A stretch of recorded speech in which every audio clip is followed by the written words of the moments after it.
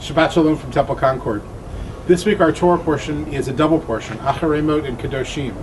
Acharemot towards the end has some very difficult sentences and difficult verses. Among them is the prohibition for a man to sleep with another man.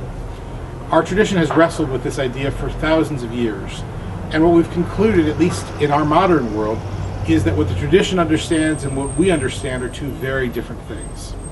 As the text is laying it out, it's getting into a whole set of relationships and how we interact with each other.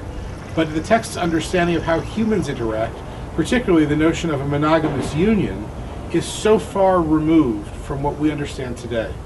And so in the modern world, we're able to say, not only are homosexuals okay, but they're welcome. They're holy just as any heterosexual couple would be. So we read the words, and yet we disagree with them completely. And one of the questions that's asked is, well, Rabbi, why do we keep reading these words if we disagree with them so much? Why can't we just be authentic and say, we're not going to read these words anymore, we don't agree with them, they're not us? The answer comes back to how we see text as Jews. Text is central to who we are. It defines us as a people.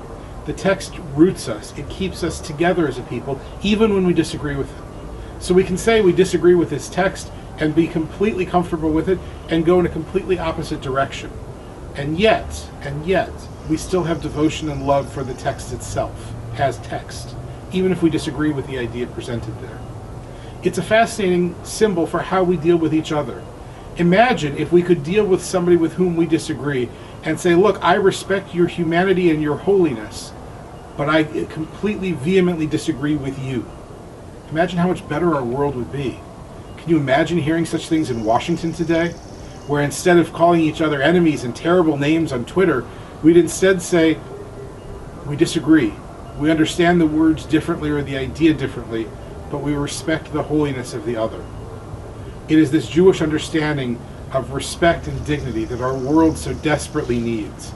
And we can practice that each day, whether we're interacting with a stranger or not, somebody we agree with or not, somebody who's different from us or not.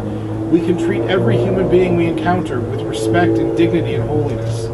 These are simple choices that you and I make every day. Do we listen when another is talking? Do we interrupt? Do we give nice greetings to each other? Do we smile and say hello? This is what our text is teaching us. It's fine to disagree. In fact, it's holy to disagree. But to do so agreeably, that is holy as well. I hope you'll join us for Shabbat services Friday evening. Services are at 6 o'clock. Our Shabbos Klezmorim band will be playing. Should be lots of fun, a rollicking good time. Saturday morning services are at 11, preceded, of course, by Torah study at 10. On Saturday morning, we'll be celebrating the bar mitzvah of Seth Albert. This is a third-generation Temple Concord family at least, and we're thrilled to celebrate with this new generation. And Saturday evening, after Havdalah ends, we go back into the regular week. Lots of good things coming up in the following week. We have a wonderful concert with our Goldenberg series next week. We have our Lag BaOmer barbecue next week. Lots of good things coming up. For now, look around the world, look around our community, our country.